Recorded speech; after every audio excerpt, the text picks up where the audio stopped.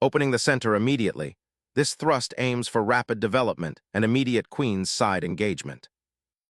Embracing the Sicilian defense immediately injects an asymmetrical pawn structure, setting the stage for complex, counterattacking play, and often leads to dynamic imbalances. Initiating central development and preparing d4, the knight eyes the queenside and curbs black's potential d5 push.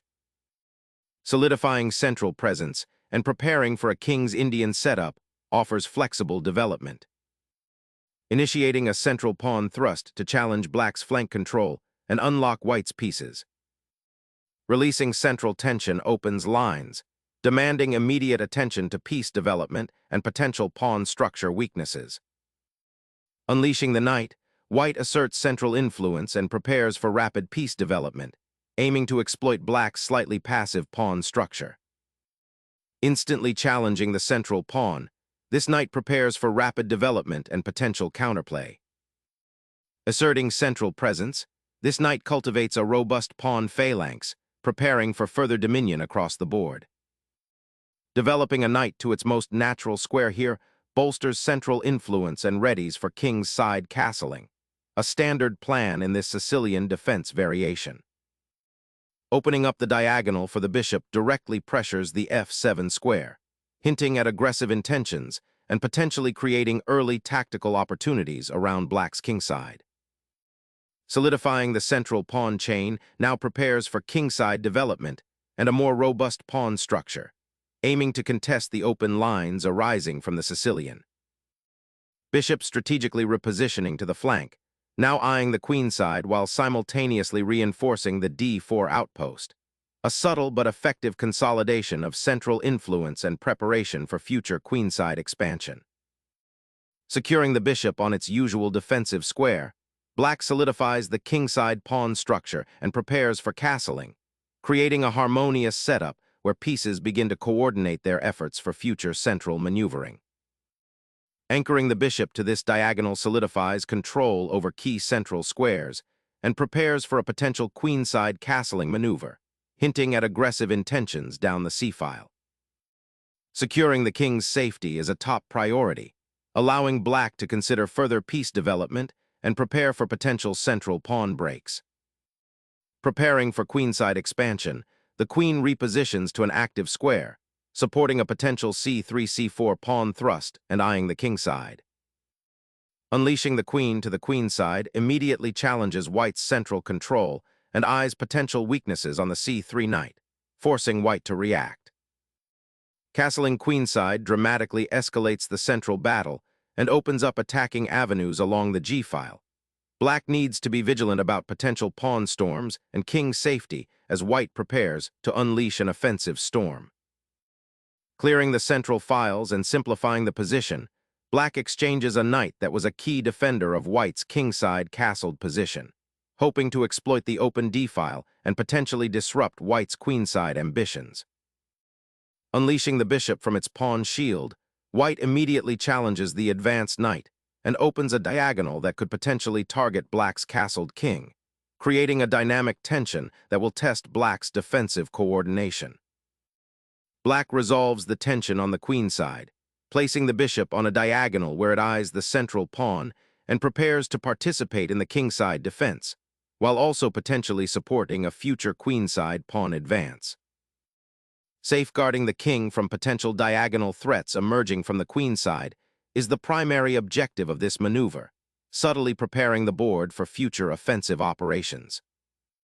Developing the rook to the open d-file now positions it to contest central influence and offers potential for future pawn advances or pressure on white's queenside structures. Shifting the queen to e3 subtly prepares to leverage the d-file while also offering an escape square for the king should the queenside become too active, a clever compromise between aggression and safety. Seeking to expand its influence on the queenside and prepare for a potential pawn thrust, black repositions its b-pawn, aiming to activate the queen's bishop and potentially challenge white's control over the queenside open files. This maneuver, while seemingly quiet, aims to gradually shift the balance and create new attacking avenues for black's pieces, forcing white to carefully consider counterplay and defensive adjustments. Sacrificing the bishop opens a crucial diagonal for the queen, targeting the weakened kingside pawns and potentially creating immediate threats. Opening up the king's shelter creates a fascinating imbalance, sacrificing pawn structure for potential attacking avenues and an open g-file. Observe how black's pawn chain is fractured, exposing the monarch to future aggression while simultaneously liberating the f-file for defensive operations. The knight's foray to d5 carves a dangerous diagonal, threatening to split black's queenside pawns and expose the king's sanctuary by exploiting the weakened f6 square. Reinforcing the central pawn structure while preparing to activate the rook on the open file feels like a deliberate repositioning, subtly challenging white's already advanced knight. Striking the bishop on e7, white initiates a sequence that aims to expose black's king. This capture forces a pawn recapture, potentially opening up the g-file for white's rook later on, while simultaneously simplifying the position and clearing the d-file for further pressure. Consider the doubled f-pawns. They will impede the movement of black's pieces and create permanent weaknesses in his pawn structure, a significant positional concession. This exchange is a calculated risk, trading a developed knight for a bishop, but with the intent of disrupting black's harmony and creating targets. Reclaiming the knight with the rook subtly but effectively reshapes the pawn structure, potentially creating a protected passed pawn on the 6th rank if the opportunity arises, while also freeing the rook for more active deployment along the e-file. Opening the c-file and unleashing a potent battery on the queen side, white boldly challenges black's cramped position and initiates a relentless pressure campaign against the unprotected kingside. Challenging white's queenside pressure, the rook swings to the open c-file, asserting control and eyeing potential infiltration routes. Opening the d-file with the queen now sets up a direct confrontation, potentially leading to exchanges that might benefit white's active pieces, but it also leaves the queen exposed to subsequent pawn advances from black's queenside. Reclaiming the king's pawn tension, black reestablishes a firmer grip on the d-file, strategically preparing for potential pawn advances or simply reinforcing its defensive structure against white's looming threats.